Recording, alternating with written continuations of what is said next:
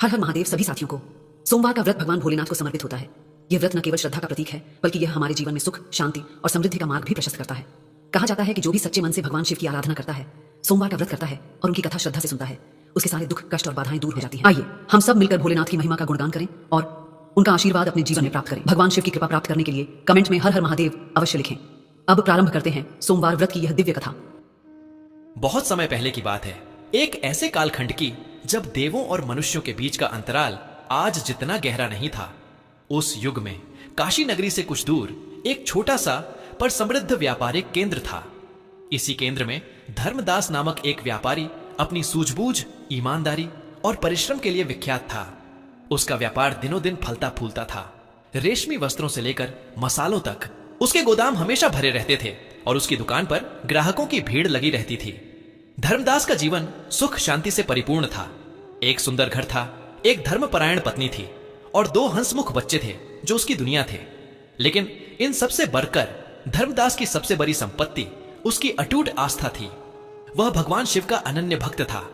हर सोमवार वह पूरे विधि विधान से व्रत रखता, मंदिर में जाकर शिव जी का अभिषेक करता और दिन भर उपवास के बाद केवल फलाहार ग्रहण करता। उसकी भक्ति दिखावे की नहीं, हृदय की गहराइयों से निकली थी। वह मानता था कि उसके जीवन में जो भी सुख समृद्धि है वह सब महादेव की ही कृपा है। परंतु समय का पहिया कब और कैसे करवट बदलता है यह कोई नहीं जानता। नियति का खेल बड़ा विचित्र होता है। एक दिन अचानक ही धर्मदास के व्यापार का सूरज ढलने लगा। पहले तो यह धीमा धीमा अदृश्य सा बदलाव था।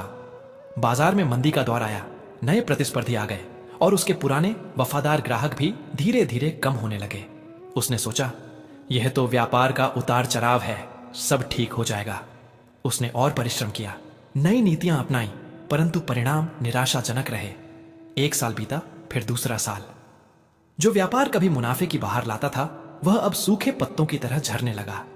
गोदाम खाली होने लगे, दुकान पर ग्राहकों की चहल पहल कम हो गई और मुस्कुराहटें फीकी पड़ने लगीं। धर्मदास ने अपनी सारी जमा पूंजी व्यापार को बचाने में लगा दी। उसने अपने मित्रों, रिश्तेदारों से कर्ज लिया। सोचा कि एक बार फिर से प्रयास करेगा, बस एक बार। लेकिन विधाता को कुछ और ही मंजूर था। उसके सारे प्रयास रेत की दीवार से ढह गए। अंततः वह दिन भी आ गया जब धर्मदास का व्यापार पूरी तरह से ठप हो गया। उसकी दुकान पर ताला लग गया, लोगों का कर्ज चुकाना मुश्किल हो गया और एक एक करके उसकी सारी संपत्ति बिक गई। सबसे दर्दनाक क्षण तब आया जब उसका पैतृक घर भी हाथ से निकल गया। जिस घर में उसके बच्चों की किलकारियां गूंजा करती थीं, जहां उसकी पत्नी ने सुख दुख के पल बिताए थे, उसे छोड़कर एक छोटे से जीर्ण शीर्ण किराए के मकान में जाना पड़ा। धर्मदास, जो कभी सम्मान और समृद्धि का प्रतीक था, अब कर्ज में डूबा, दर दर ठोकर खाता एक साधारण व्यक्ति बन गया था।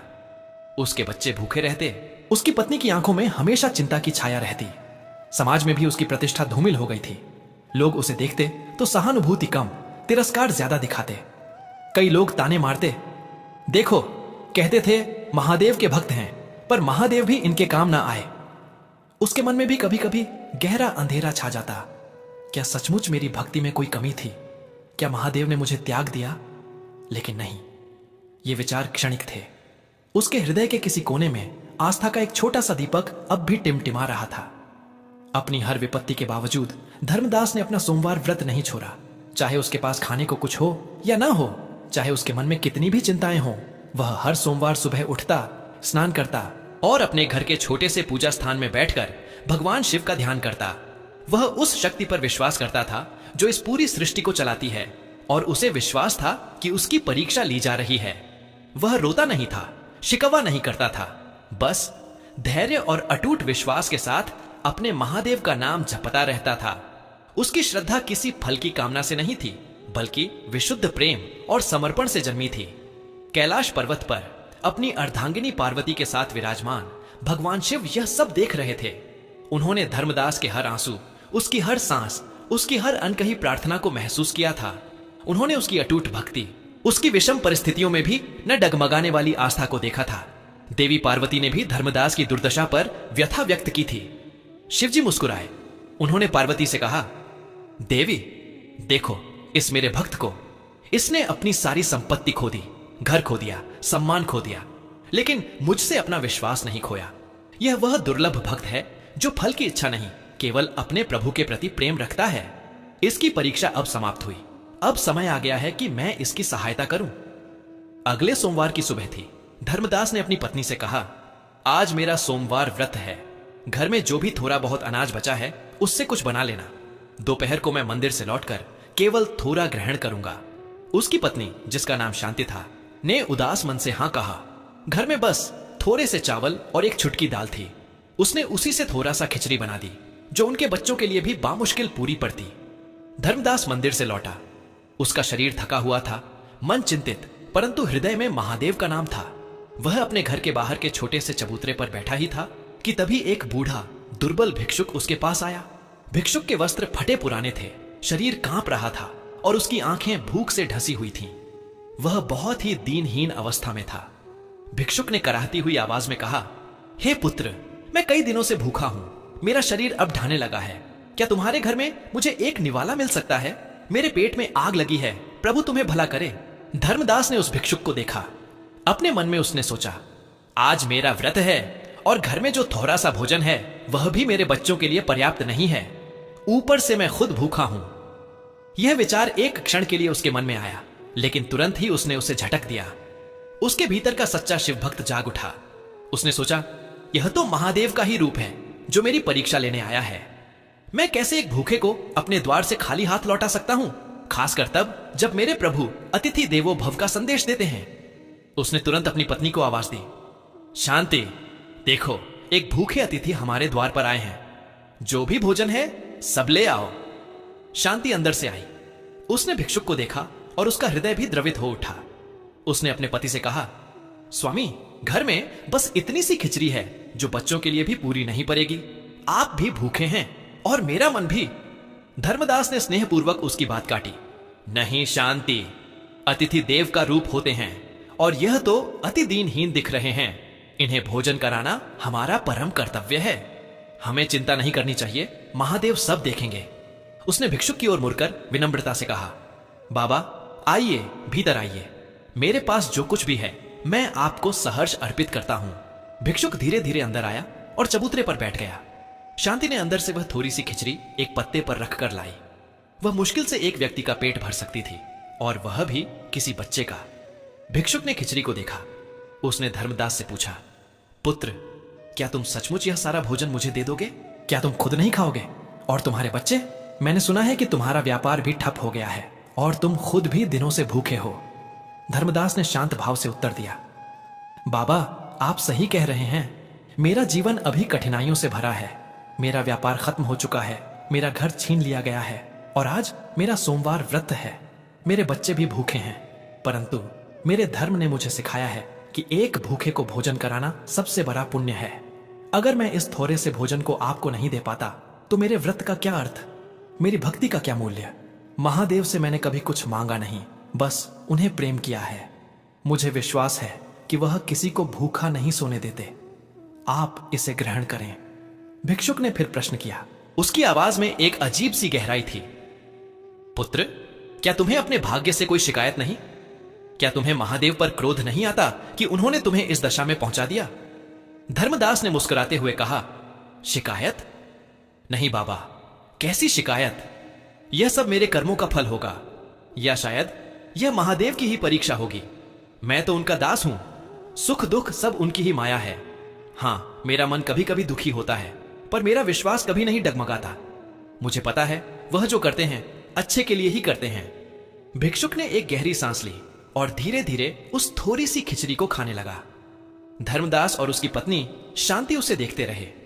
उनके मन में एक अजीब सी शांति थी, भले ही उनकी अपनी भूख जल रही थी। जब भिक्षुक ने खिचड़ी पूरी कर ली तो उसने अपनी आंखें उठाईं। उसकी आंखों में अब भूख की पीड़ा नहीं, बल्कि एक दिव्य चमक थी। उसके दुर्बल शरीर से एक अद्भुत आभा निकलने लगी। फटे वस्त्रों के स्थान पर दिव्य वस्त्र प्रकट हुए। उसकी काया विशाल और तेजस्वी हो उठी।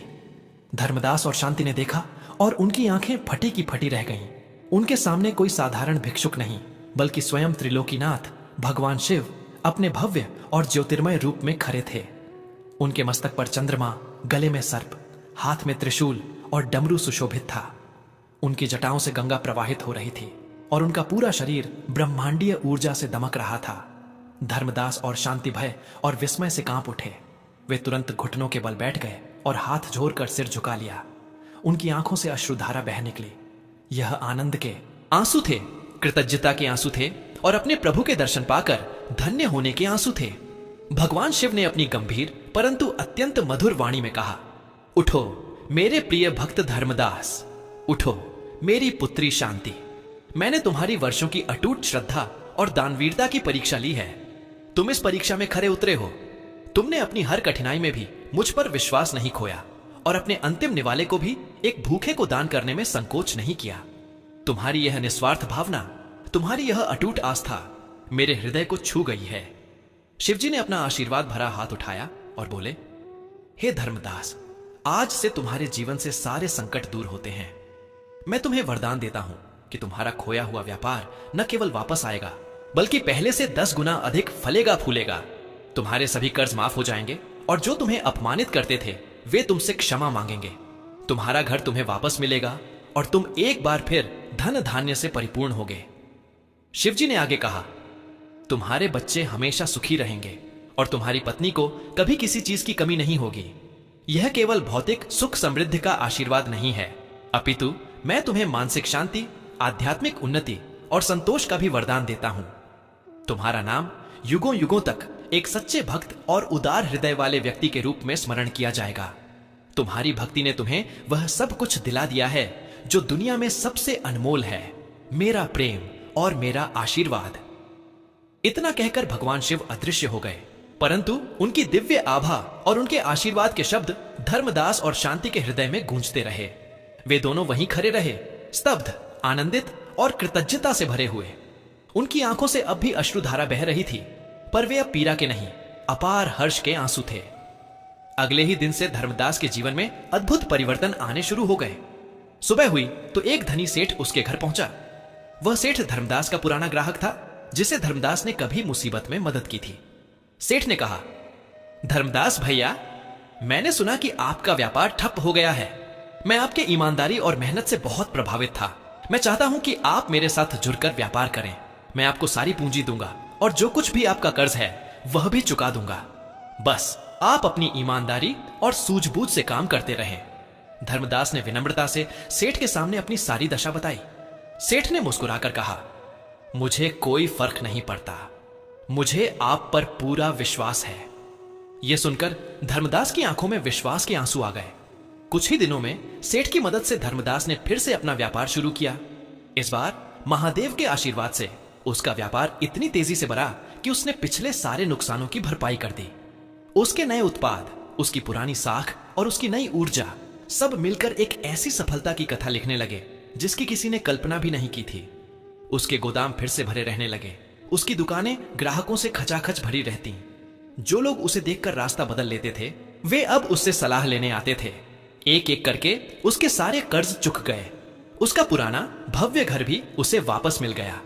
धर्मदास ने अपनी संपत्ति का सदुपयोग किया। उसने गरीबों की मदद की, मंदिरों का जीर्णोद्धार कराया और कई अनाथालयों व विद्यालयों को दान दिया। वह जानता था कि यह सब महादेव की कृपा है और इसका उपयोग दूसरों की भलाई के लिए होना चाहिए। धर्मदास ने कभी अपने सोमवार व्रत को नहीं छोड़ा। अब उसकी भक्ति में एक नया आयाम जुड़ गया था, कृतज्ञता का। वह हर सोमवार मंदिर जाकर महादेव का हृदय से धन्यवाद करता। उसकी पत्नी शांति भी उसके साथ हर सुख दुख में खड़ी रही और उसने अपने पति की भक्ति और धैर्य पर गर्व महसूस किया। उनके बच्चे भी बड़े होकर धर्मपरायण और विनम्र बने। अपने माता पिता के गुणों को अपनाते हुए धर्मदास का जीवन यह सिद्ध करता है कि सच्ची आस्था, निस्वार्थ सेवा और विषम परिस्थितियों में भी धैर्य न खोने का फल अवश्य मिलता है। भले ही समय कितना भी कठिन क्यों न हो, यदि हम धर्म के मार्ग पर चलते हैं, ईश्वर पर अटूट विश्वास रखते हैं और अपने कर्तव्य का पालन करते हैं, तो अंततः दैवीय कृपा अवश्य प्राप्त होती है। महादेव अपने सच्चे भक्तों को कभी अकेला नहीं छोड़ते। उनकी परीक्षा कठिन हो सकती है, पर उनका आशीर्वाद उससे भी भरा और असीमित होता है। धर्मदास की कथा आज भी हमें प्रेरणा देती है कि जीवन की हर कसौटी पर हमें अपना विश्वास दृढ़ रखना चाहिए, क्योंकि अंत में जीत सत्य और श्रद्धा की ही होती है। साथियों, इस वीडियो में सोमवार व्रत की पावन कथा यहीं पर समापन होती है। हम कामना करते हैं कि भगवान शिव की कृपा बनी रहे, आपके जीवन में सदैव सुख, शांति, समृद्धि हो और सकारात्मक ऊर्जा का संचार होता रहे। यह विशेष दिन न केवल भक्ति भाव से भर देता है, बल्कि हमारे जीवन में एकता, प्रेम और आस्था का संदेश भी लेकर आता है। सोमवार व्रत की कथा को सुनने के लिए हृदय से धन्यवाद।